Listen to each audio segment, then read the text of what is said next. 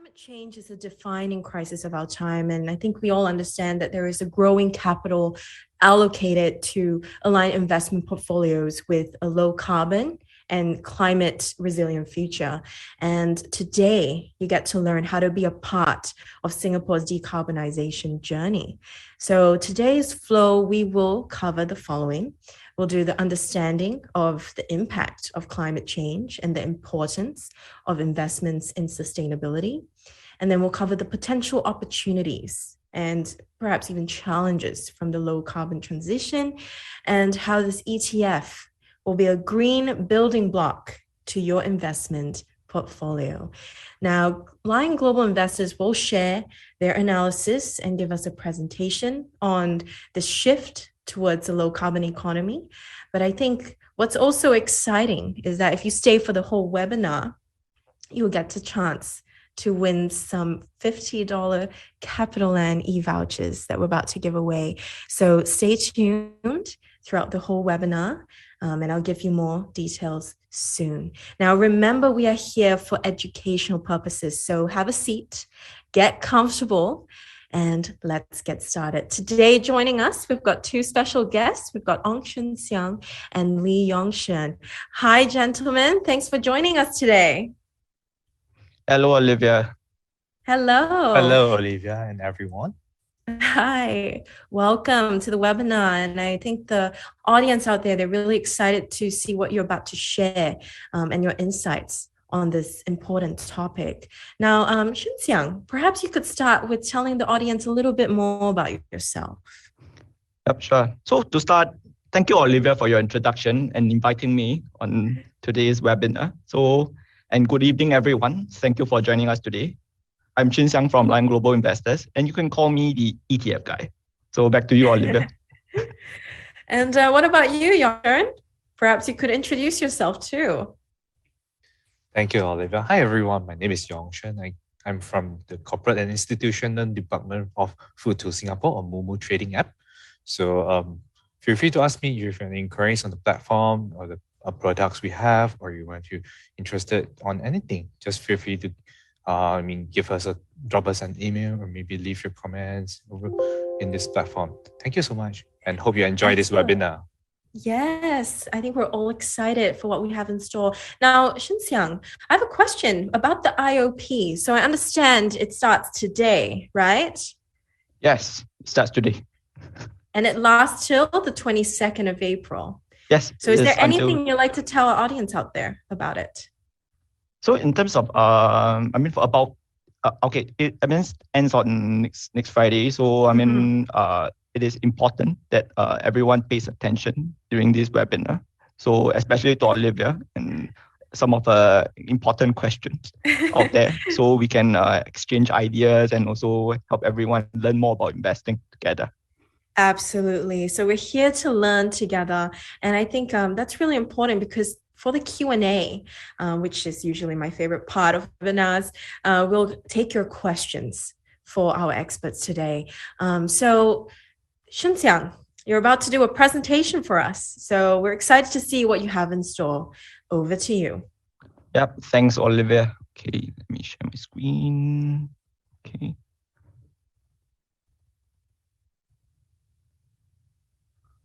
Okay, thank you, Olivia, again for your introduction, and thank you everyone for joining us today. I'm Xun Xiang from Lion Global Investors. You can also call me the ETF guy.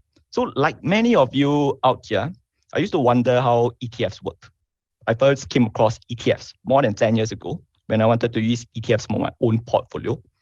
They are like Lego building blocks, which you can use piece and piece to build your own portfolio. They are an extremely useful tool for investors like you and me to gain exposure to proper diversification that used to be exclusive to institutions. So I'm here today to share more about the Lion OCBC Securities Singapore Low Carbon ETF that is designed to help investors like you and me do good for your portfolio and our planet.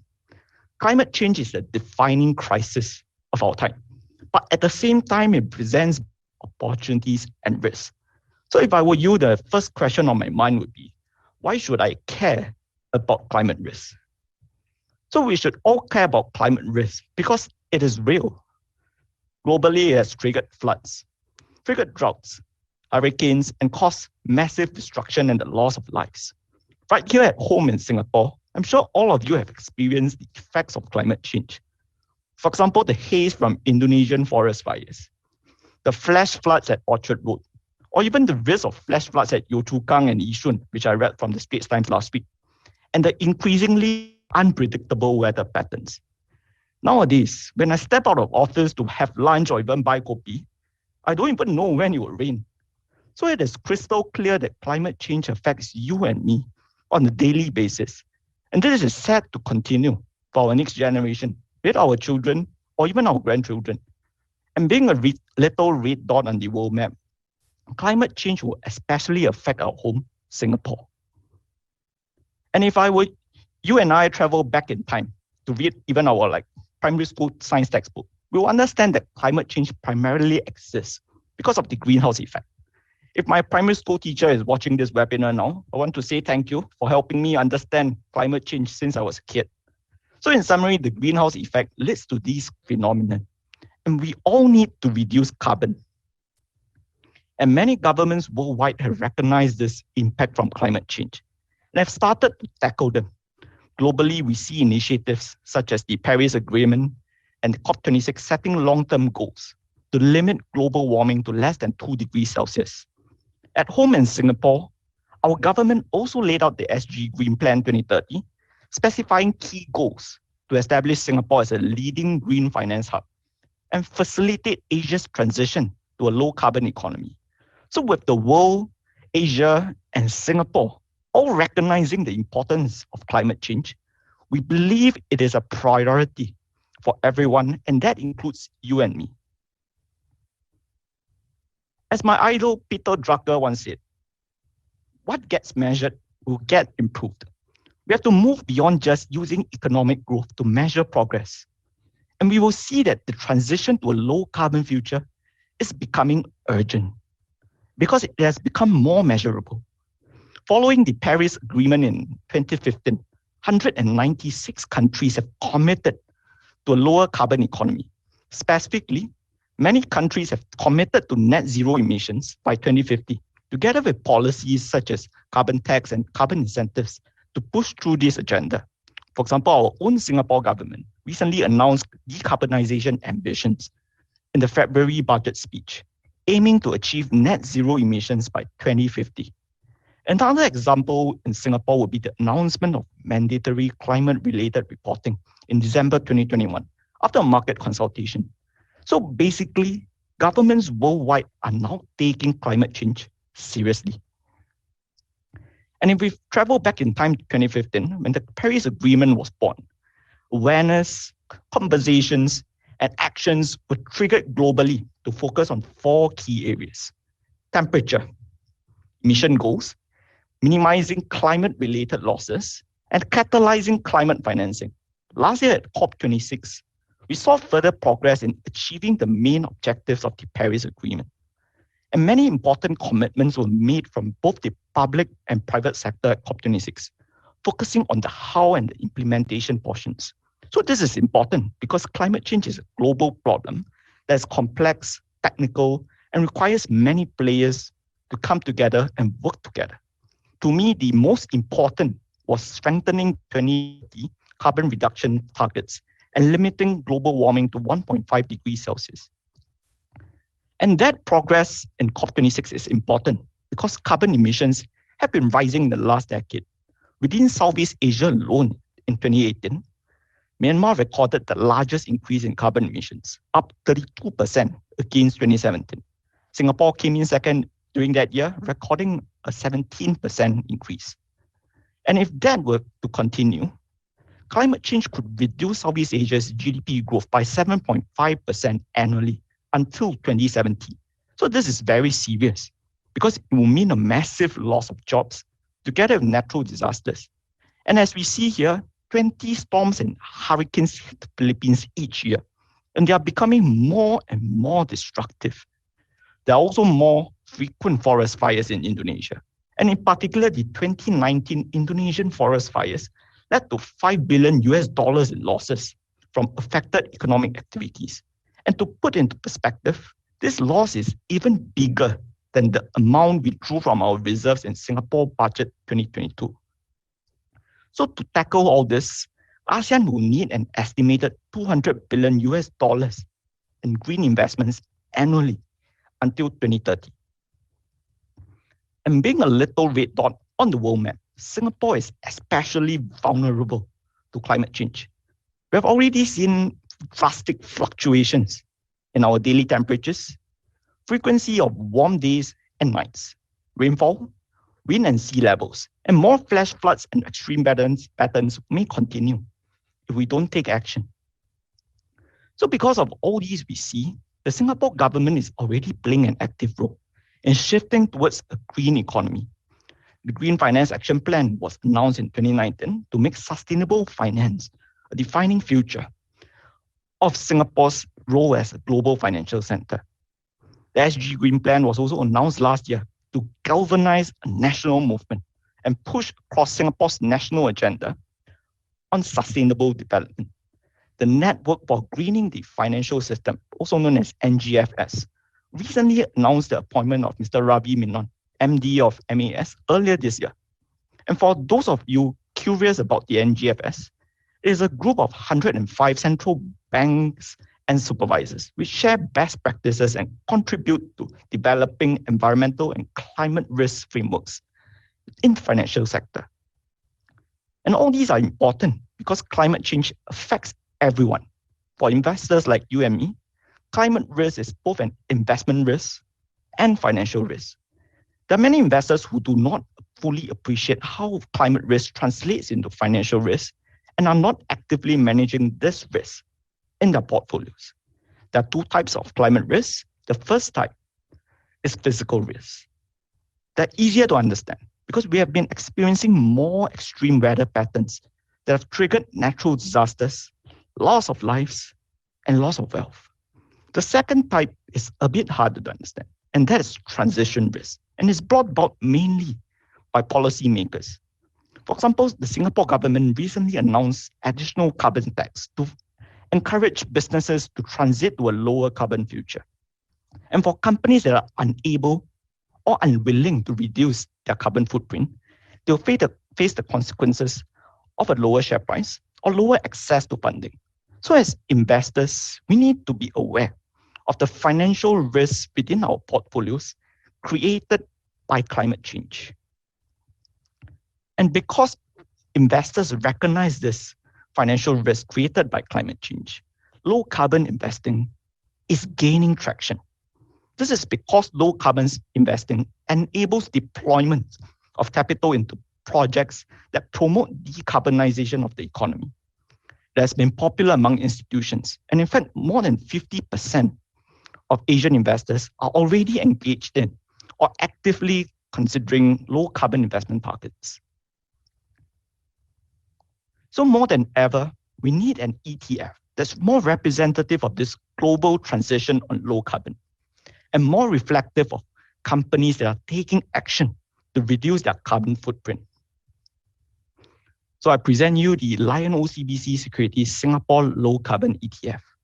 This ETF is a joint collaboration between Lion Global Investors, OCBC Securities, and SGX. It is the ETF that allows you to participate in Singapore's transition to a low carbon future. The investment objective is to replicate the IH OCBC Singapore Low Carbon Select 50 Capped Index. And the index aims to track the top 50 companies, including REITs and business trusts, by free float market cap that are representative of Singapore's real and financial economy, with a focus on index decarbonization through the reduction of the index weighted average carbon intensity, also known as WACI. These top 50 Singapore companies have passed key filters on free float market cap, carbon intensity, and liquidity. The beauty of this index is that it is not only restricted to Singapore-listed companies. So foreign-listed Singapore companies like Sea and Flex are also part of the universe. It excludes companies that do not report carbon data, fossil fuel companies, for example, like ComfortDelGro, which owns carbon-emitting taxis, and also the important 10% with the highest carbon emissions within the same sector, for example, startup within the telco sector, is also excluded. Companies with more than USD 200 billion market cap will have a 10% weightage cap. And companies with market cap below 200 billion US dollars will have a 7% weightage cap. So this is Singapore's first low carbon ETF, and it will pay semi-annual distributions.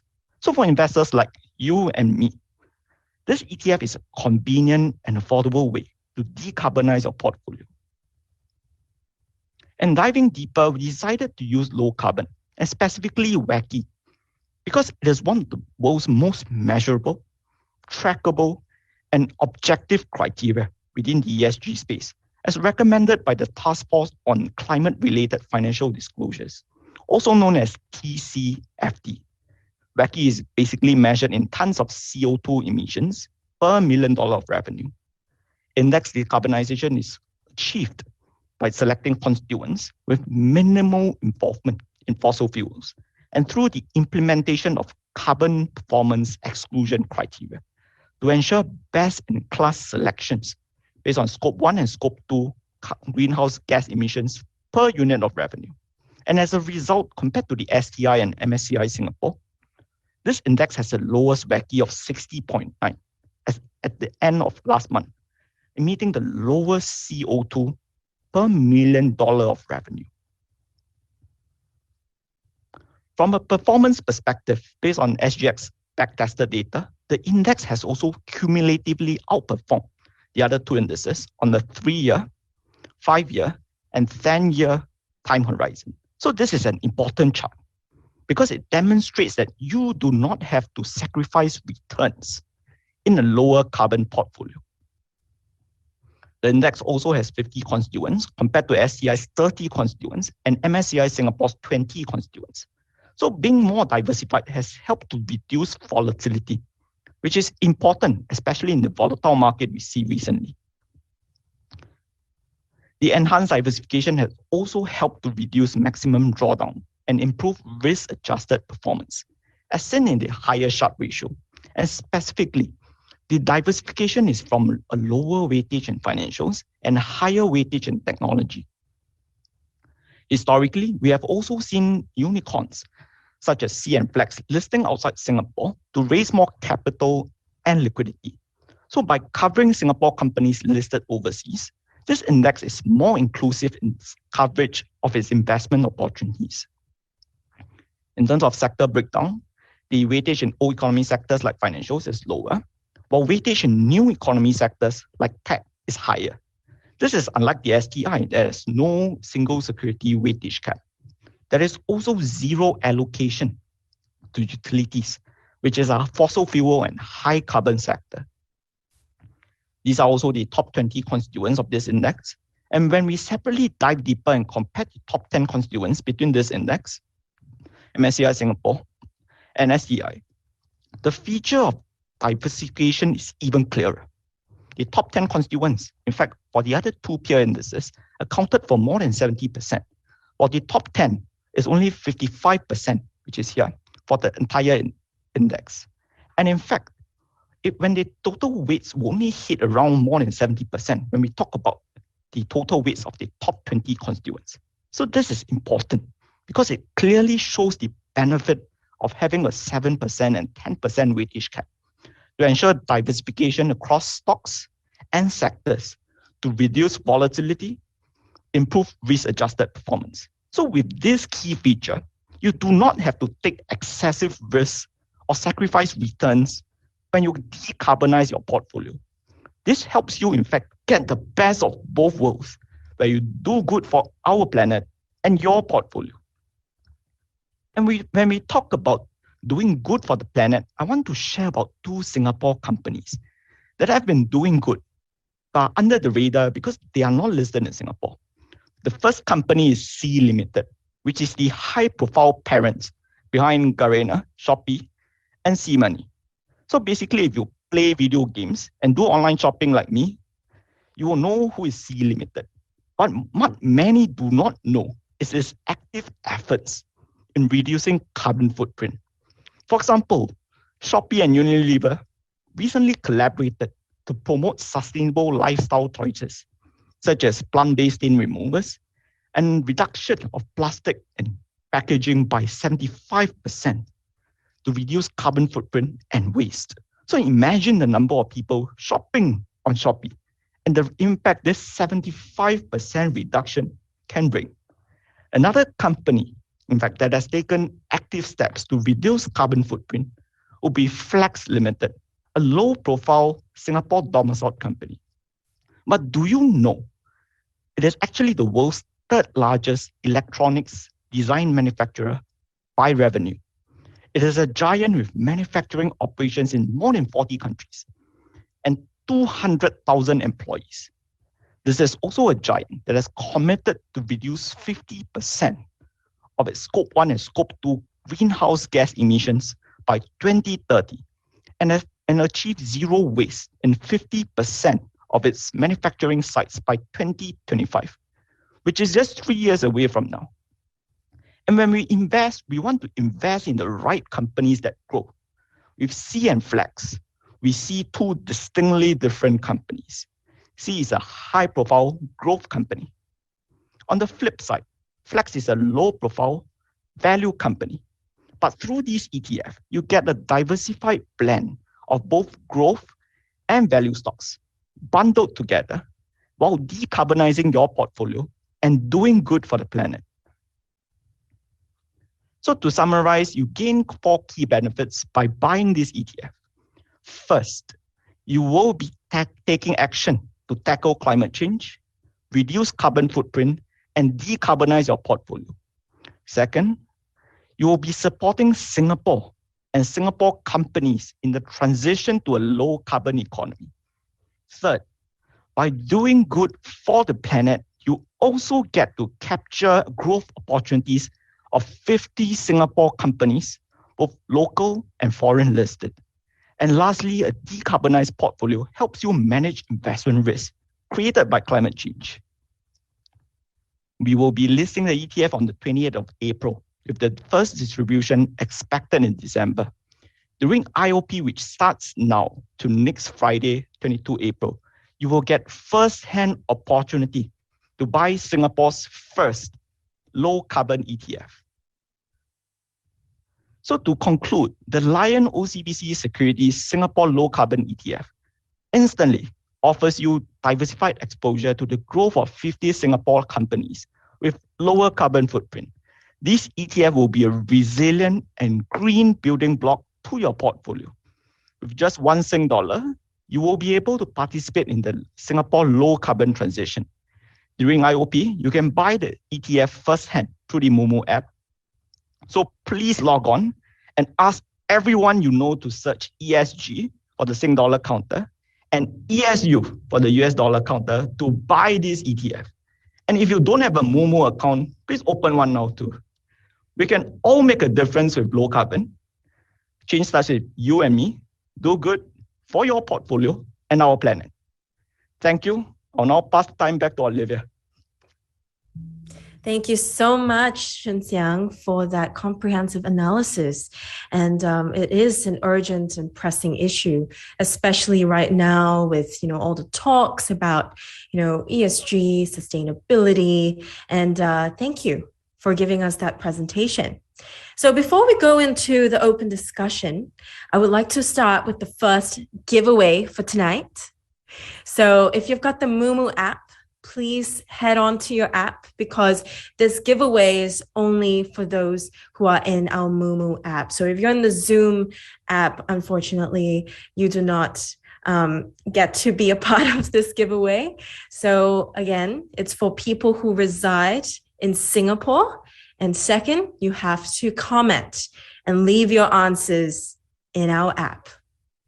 So for the first question, all right, so I've got 3 giveaways tonight. For the first giveaway for our 50 Singapore dollar CapitaLand voucher, the first question is a yes or no question, all right? So get ready. We're going to give this out to the fastest finger first, and of course, the first correct answer. Is this Singapore's first low carbon ETF? Yes or no?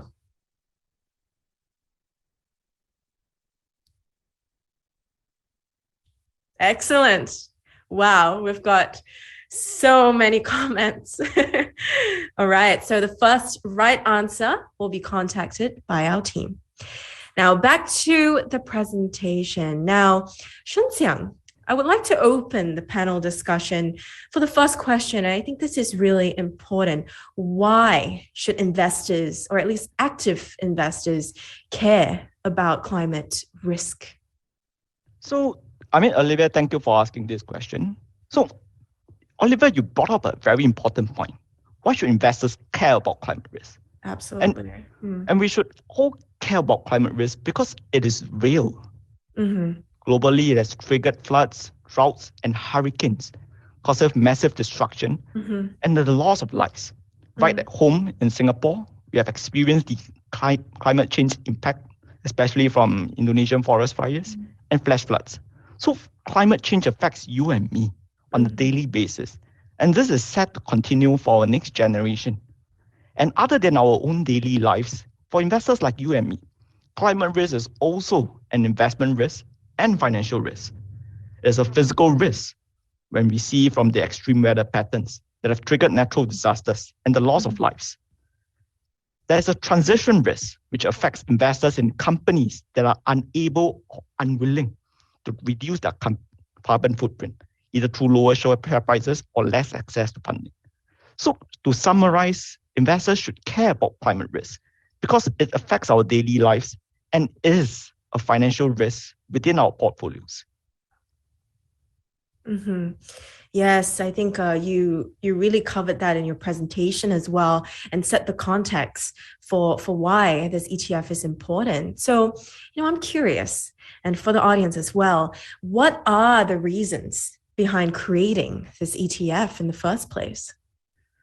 So the reason behind why we created this ETF is because we wanted to provide investors an opportunity to do good for our planet and for your portfolio. Many governments worldwide have recognized this impact from climate change and have started to tackle them with initiatives such as the Paris Agreement and COP26. Numerous countries have also, around the world, committed to net zero emissions by 2050, together with policies such as carbon tax and incentives to push through this agenda. And furthermore, when investors think about Singapore, they generally look at two indices, STI or MSCI Singapore. However, do you know both of these indices, in fact, were constructed back in the 1980s. So they are rather outdated and heavily weighted towards banks. So this prompted us to rethink and reimagine a new broad-based ETF that provides investors a convenient and affordable way to decarbonize their portfolios while investing in Singapore.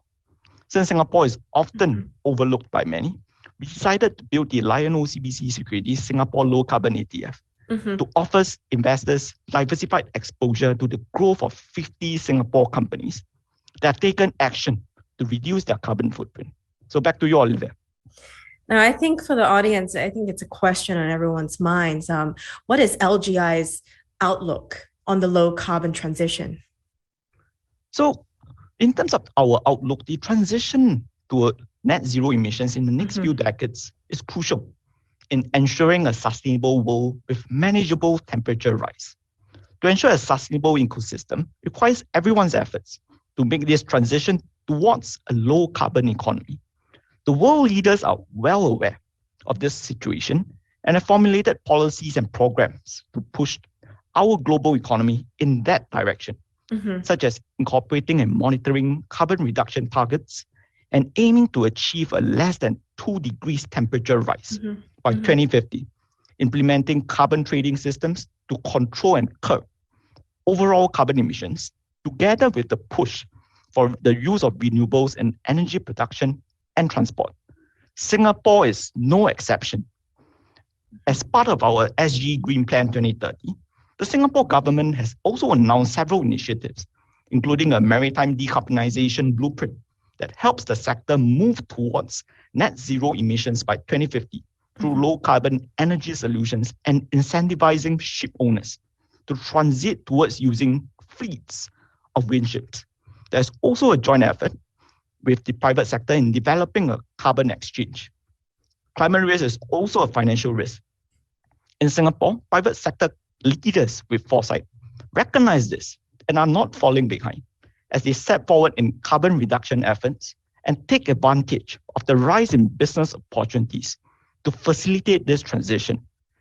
So the IH OCBC Singapore Low Carbon Select 50 Capped Index is meant to include such companies that have taken action to reduce their carbon footprint. So by tracking this index, the Singapore Low Carbon ETF instantly offers you diversified exposure to the growth of 50 largest Singapore companies with lower carbon footprint. Great information. Well, the index has outperformed other indices such as the STI and the SIM SCI. So what were the key drivers for the outperformance? So for regarding Olivia's question, from a performance perspective, based on backtested data by SGX, the index indeed cumulatively outperformed the other two indices on the 3-year, 5-year, and 10-year time horizon. So this is important because it first demonstrates to investors that you do not have to sacrifice returns in a lower carbon portfolio.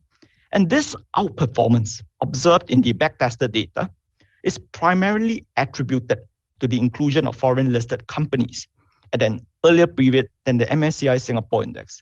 And when controlled for such differences in timing of inclusion, the performance between the index and MSCI Singapore actually becomes comparable.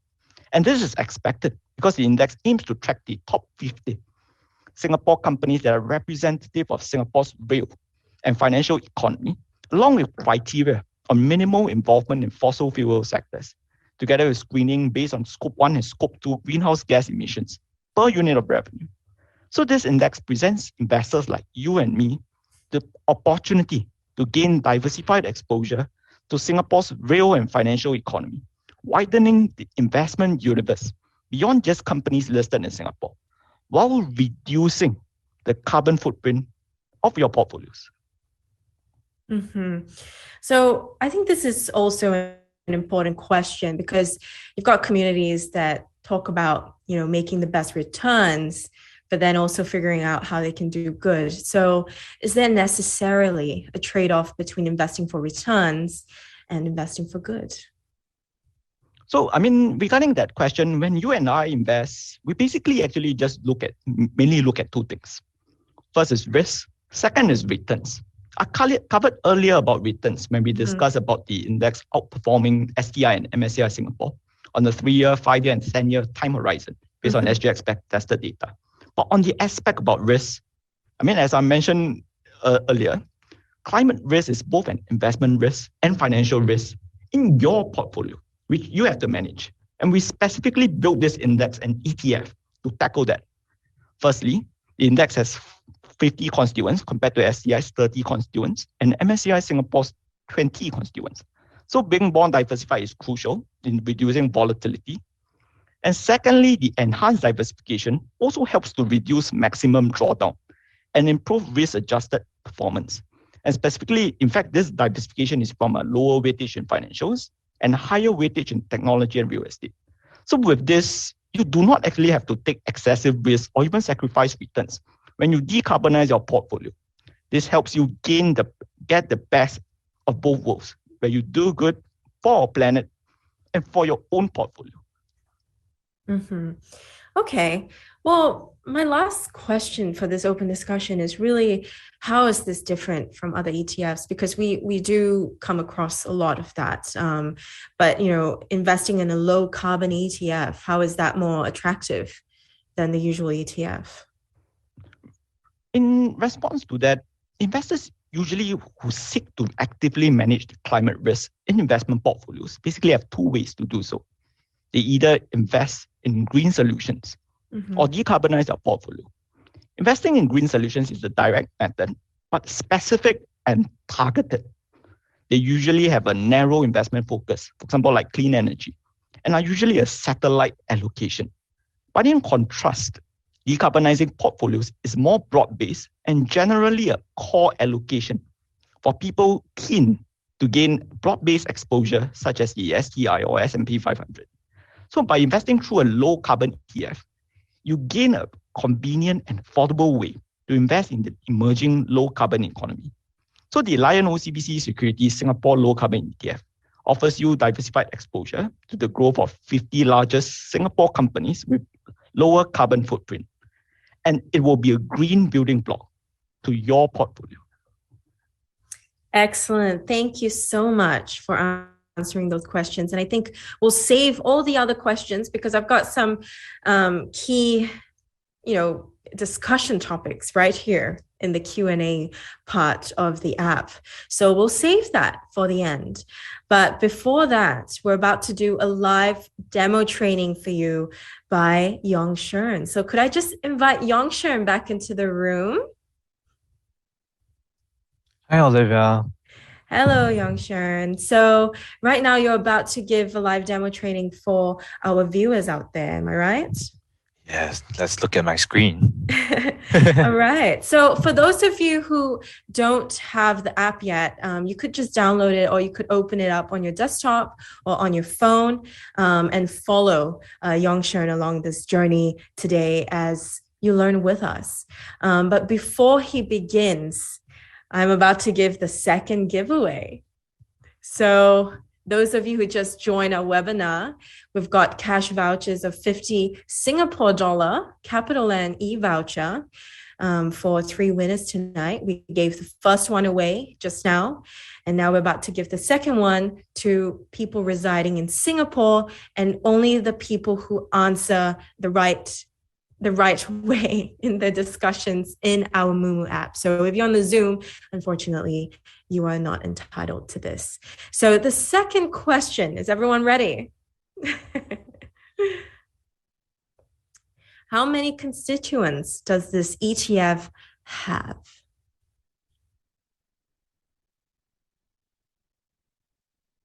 Waiting for your answers. So the first right answer will get the second giveaway. Oh, excellent.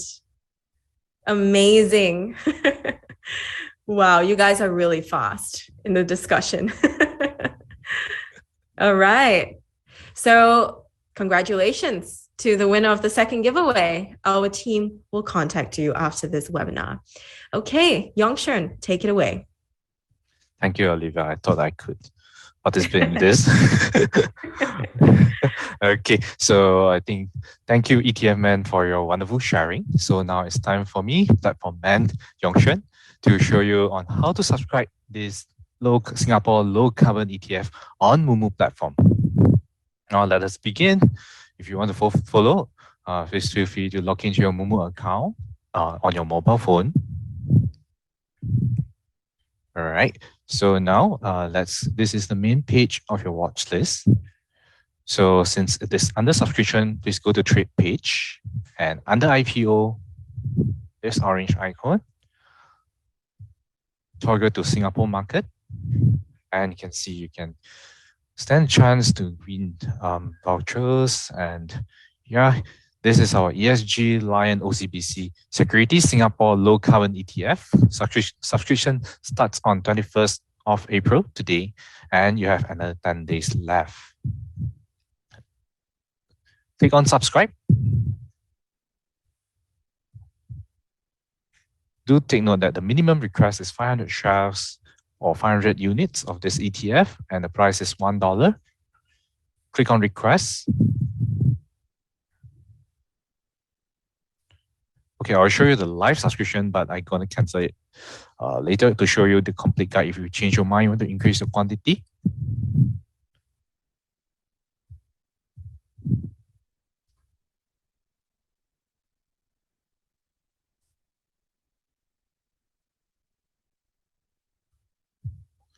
Okay, this will be the subscriptions. Okay, right now, you go back to the main screen and go to subscription details. Should you want to change your mind, you want to increase your subscriptions, you can just click on the cancel button and click confirm. All right, and go back to reapplication.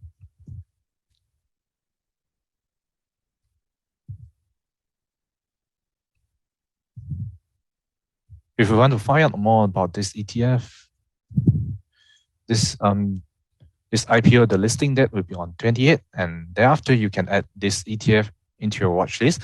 and audience and those who intends to subscribe or others fellow subscribers, you can see this under your watch list once this ESG or low carbon ETF being officially listed on the SGX. Okay, back to you, Olivia. Thank you, Yong Shern. So we've just got a question for you, Yong Shern, before you end. And someone would just like to know what are the fees to subscribe on Moomoo?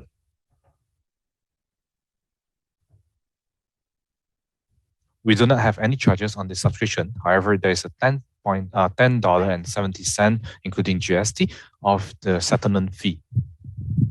Excellent. Thank you for answering that. I would like to invite Xun Xiang as well into the room as we go into our Q&A. Now, to everyone watching, remember that we've got our last giveaway. So stay till the end of the Q&A for a chance to win your CapitaLand voucher. All right. So the first question is for Xun Xiang. So what do you think is the broad Singapore market outlook right now? All right, thanks Olivia for the question. So basically right now we have a positive view on the Singapore stock market. We believe 2022 will be the year where Singapore's economy gets a boost with a reopening and renormalizing of travels as the world learns to live with COVID. This has broad-based benefits to many industries here. For example, travel, transportation, hospitality and gaming, and within Singapore allowing for larger dining groups will also boost retail spending, which will benefit retail REITs and some consumer names. Office demand will also increase when people start working in offices again. So we would like to also point out that interest rate hikes by the US Federal Reserve is not negative for the Singapore market because these rate hikes are done usually when economic growth is strong. Incidentally, the rate hikes also actually benefits the banking sector, which is also captured by the ETF here, and also is a significant segment of the Singapore market. Lastly, we also see and sense that there's positive sentiment from the wave of positive restructuring among some of the larger Singapore companies. So in short, we are positive on the Singapore market. Excellent. The next question. In 2022 YTD, the Singapore market has been up around 8%. Now, do you think there are any further opportunities? So currently, the Singapore market is trading at a consensus forward P ratio of 14 times, which is not excessive compared to historical averages. Earnings growth forecast this year is also decent at around 14%. So I do think that a correction, even if there's a correction from geopolitical tensions, can provide investors like you and me an opportunity to invest in the Singapore market. And by choosing the Lion OCBC Securities Singapore Low Carbon ETF, you also at the same time do good for the environment. Yes, also. Yes. It's also part of, like Xun Xiang have shared earlier, it's part of managing the climate risk within the portfolio. So on top of your usual exposure with this ETF, you can also, reduce your exposure. And also this, I think this can reduce some of the risk that is emerging because given that the climate has changed, a lot of things is going to happen, natural disasters. With this portfolio, I believe this can, I personally think that this can minimize some of the impacts. The next question for both our speakers, does this ETF pay dividends and to what frequency? Okay, I can take the question. There's semi-annual distribution frequency. So it's every 6 months. And the first distribution is expected at around December this year. Right. And in terms of the dividend yield is roughly around at 2.9% if the audience is interested, which is comparable to STI and also MSCI Singapore, which is also around the same rate of around 2.8 or 2.9%. Yep. Yong Shern, is there anything you'd like to add? Yes, of course. I mean, dividend is something that I myself personally, when investing in Singapore, given the PE of 14, something that I'm looking at is dividends because this provides some cash flow. When you're buying ETF or when you're buying something, some of you other than growth stocks, some of you may be expecting some consistent cash flow. So with this low carbon ETF, you do good while you're also receiving some cash flow in between. Excellent. So we've got a question in app. They understand the importance of sustainability, but how does it help in the capital gain? And I think we touched a little bit on this in the open discussion, but do you have any additional thoughts on this? Sorry, Olivia, could you repeat the question again? You mentioned... So someone in app understands the importance of sustainability, yes, and they like to know how it actually helps in the capital gain. So I'm just wondering if you gentlemen have anything to add to this question. Okay, the importance of, if you ask me in terms of the importance of sustainability, the key thing is in terms of sustainability, there are two parts which it affects. First is climate risk, which is on the risk portion, and second is on the return portion. So on the risk portion, in terms of sustainability, in terms of the climate risk, is both an investment risk and financial risk. There are physical risk involved, transition risk involved. So by incorporating sustainability into your portfolio, you get to manage and mitigate such risks. And this is evident when shown in the index. When we see here, that incorporating sustainability and greater diversification has helped to reduce volatility, maximum drawdown, and improve risk-adjusted performance. So this is how I would say in terms of how it helps to manage in terms of the climate risk portion, and by incorporating sustainability into the portfolio. Yeah, I do agree with Xun Xiang, and on top of that, with this index, it also tracks some of the STI index components. So at the same time, while you are doing good, you also get to enjoy, get to track, partially of the STI index movement. For capital gain, as in terms of sustainability in this industry, ESG, I believe this is a long-term horizon, mid to long-term horizon. So with this capital expected, that also depends on some of the market sentiment. Of course, some of the risk is being mitigated. However, to today's investment, I think you are kind of believe in ESG. I believe a lot of I have seen a lot of millennials, they are really into this kind of investment. Okay, so gentlemen, what is the minimum for this IOP? Olivia, for this time will be the minimum for subscription for this on our platform will be $500 or 500 units.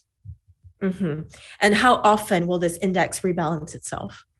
It will rebalance itself every 6 months. So the recent rebalancing already occurred in end of March. So the next rebalancing will happen in September.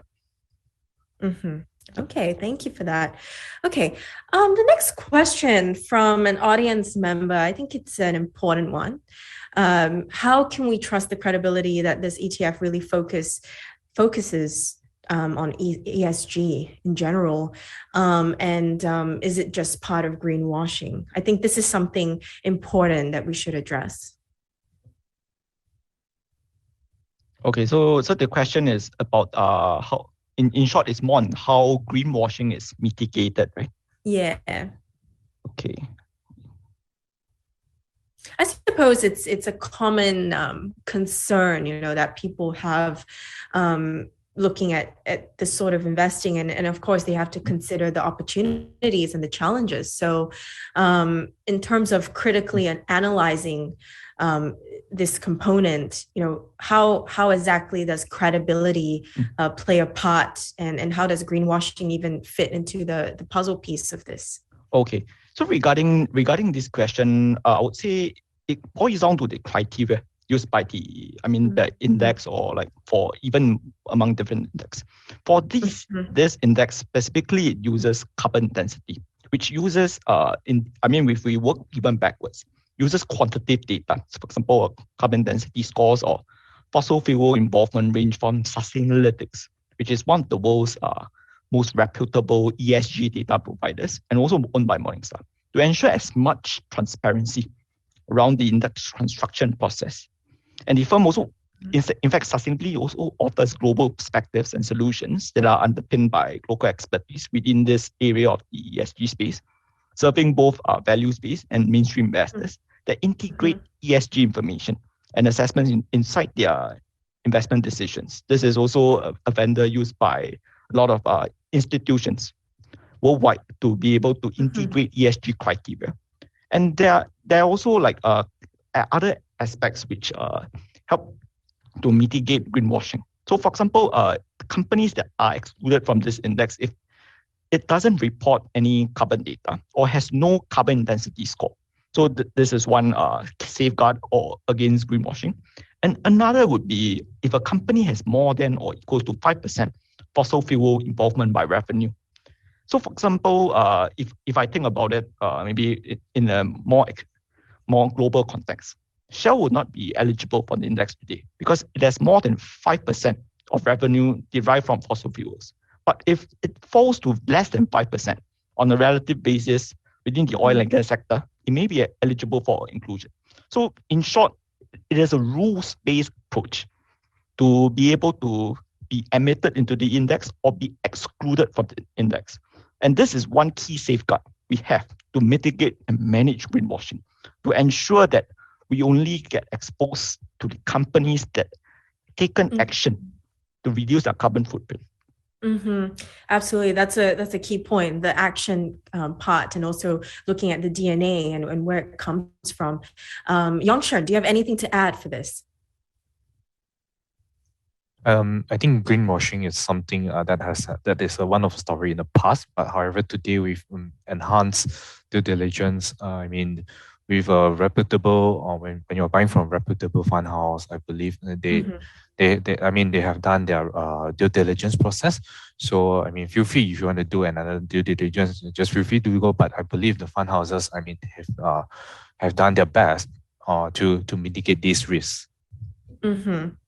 Great. So what are the key incentives, Yong Shern, to subscribe on Moomoo? Well, in terms of you can stand the chance to get some cash coupons when you're subscribing. Feel free anytime. Just visit our web, our app to find out more on the subscriptions. Great. Okay, I'd like to localize it a bit. So we're talking about Singapore Exchange. For the gentleman, are there any ESG ETFs listed on SGX? So globally, I would say, if we think about it on the more macro front, globally, ESG investing is growing at a phenomenal rate and has become mainstream in many parts of the world, especially Europe and the US. And Bloomberg Intelligence itself estimates that global ESG assets may hit $41 trillion this year, up from $35 trillion in 2020.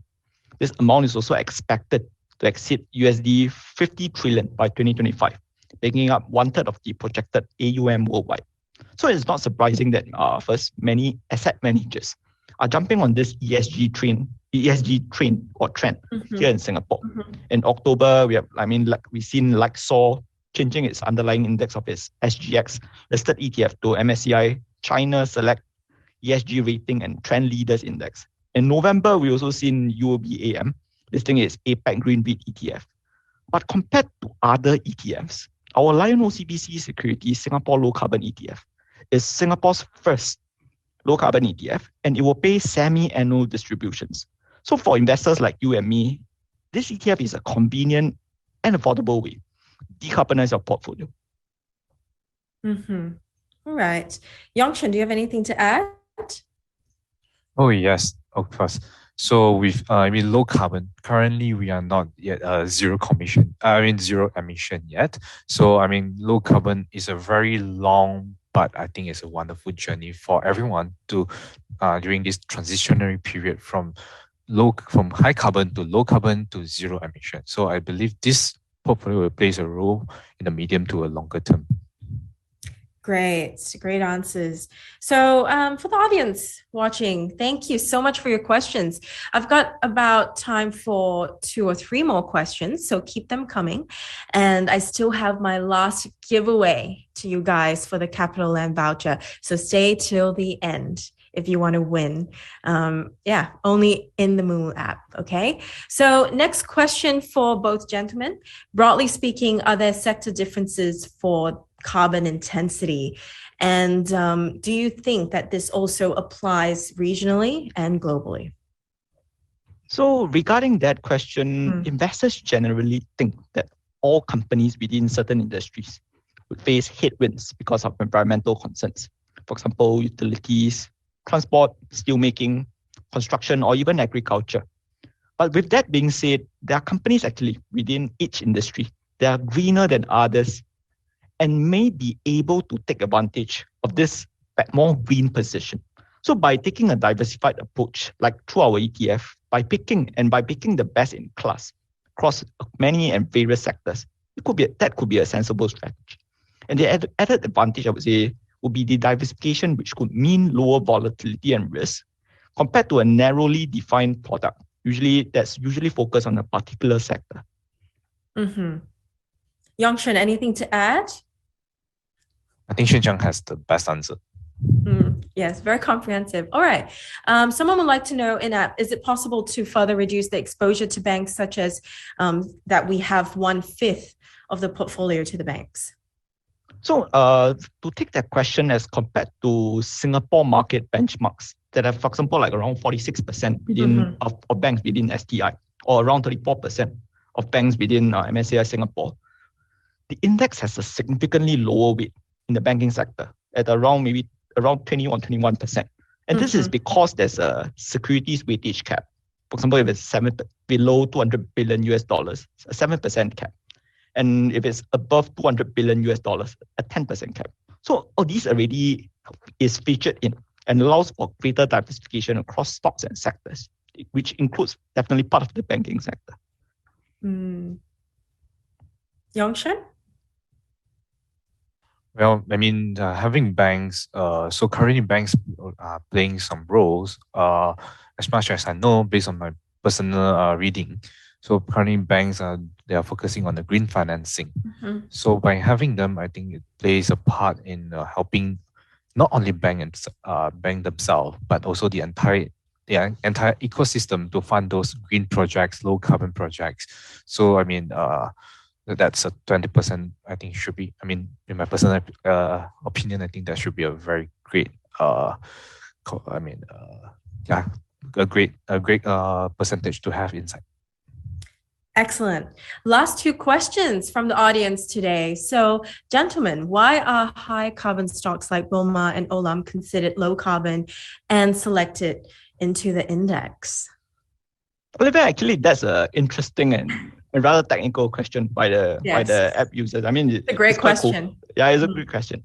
So, I mean, to address that question, Wilmar is an investment holding company that engages in the processing, merchandising, and distribution of agricultural products. And it operates through segments, for example, such as tropical oils, oil seeds, and grains and sugar.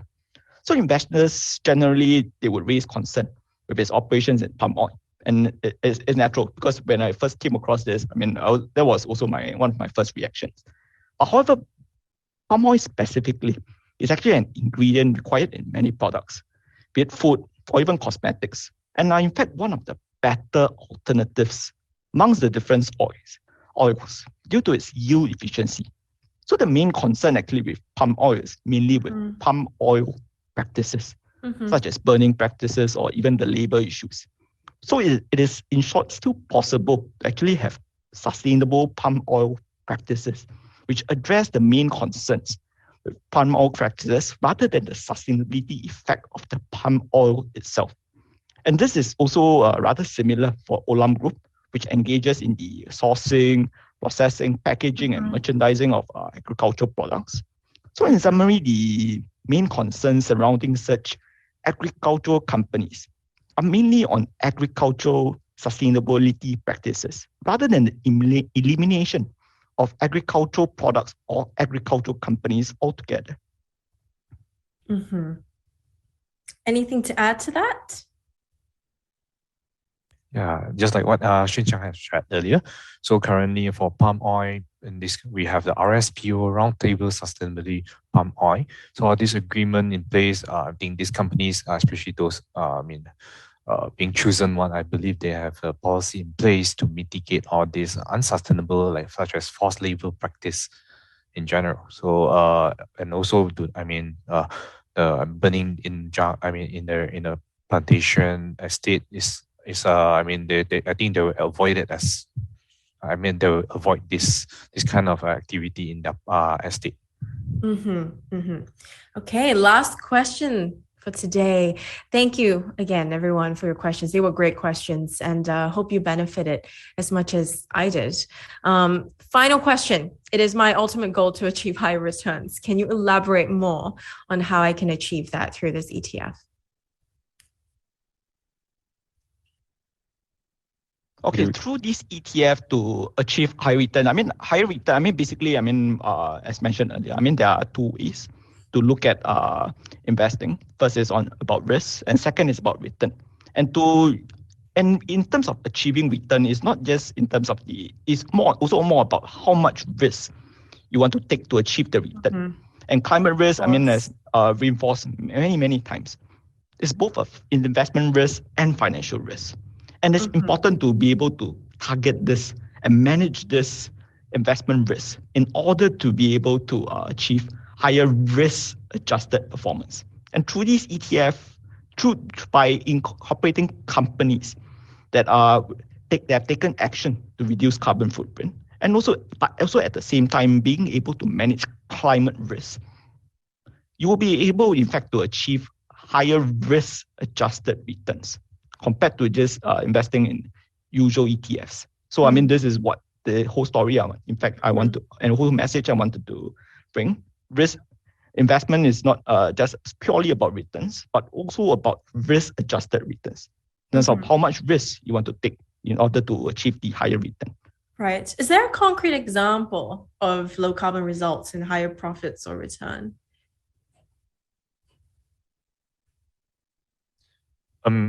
Yes, in terms of this, because with I think the government is going to impose a higher carbon tax with all, globally there are governments with a lot of initiatives that is favor low carbon and also not so good for the high carbon emitter. So in the long run, with higher tax or any regulations, restrictions, the profit of the traditional companies or so-called the dirty companies will reduce significantly. Whereas for these companies, without any, we give you a fair comparison, the tax, the regulatory, amount of money they are paying is way lower than those who are, a huge emitter of carbon. So I believe in the long run, this could help in terms of their profitability, margin, and reputationally. So they will not, the risk of reputational damage also will reduce significantly.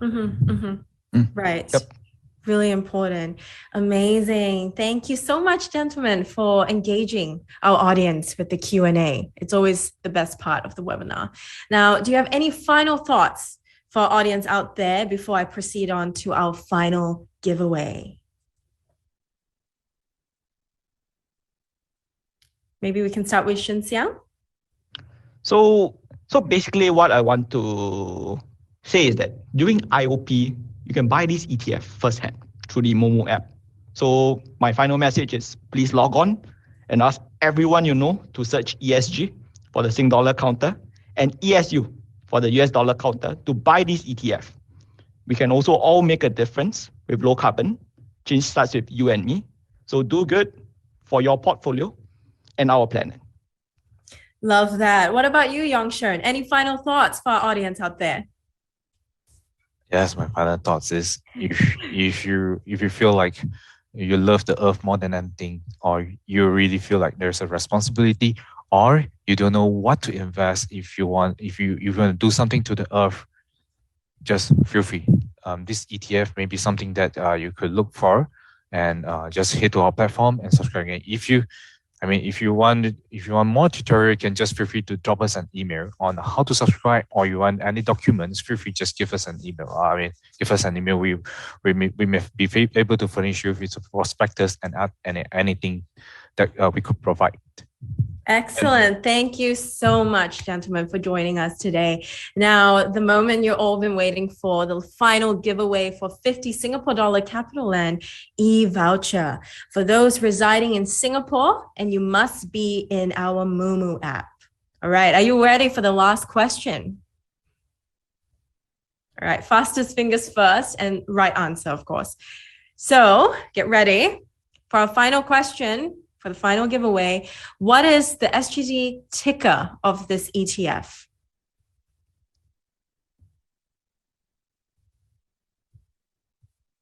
Amazing. You guys are really fast. Amazing. Congratulations to our last winner for tonight. We hope you enjoyed that little game quiz that we have, and stay tuned for more quizzes like these upcoming in our webinars. Now, thank you, Xun Xiang. Thank you, Yong Shern, for joining us today. And we hope to have another webinar next time on a related topic. All right. So thank you. So everyone who joined us today, if you have not yet gotten into the Moomoo app, here is a brand new user promo for you. So just scan the QR code, because this is only until the 13th of April, 0959 Singapore time. So if you'd like to join in, you need to join in now before it runs out. And I think this is something you don't want to miss. So scan the QR code to find out more on this. And if you enjoyed more giveaways and webinars like these, make sure that you follow our social pages, because we are really active in this space and we're really excited for more webinars and discussion topics to engage you out there, because it is important that we are, an educational provider of these tools to help you make better investment decisions. Now, thank you so much for joining us today, and I really enjoyed your Q&A segment, and most importantly, being a part of the discussion together. And we'll see you for our next webinar. Bye. Thank you so much. Bye. Thank you, everyone. Thank you, Olivia. Thank you, Yong Shern, and thank you, everyone. Have a great evening. Have a good evening. Thank you, everyone. Have a great day.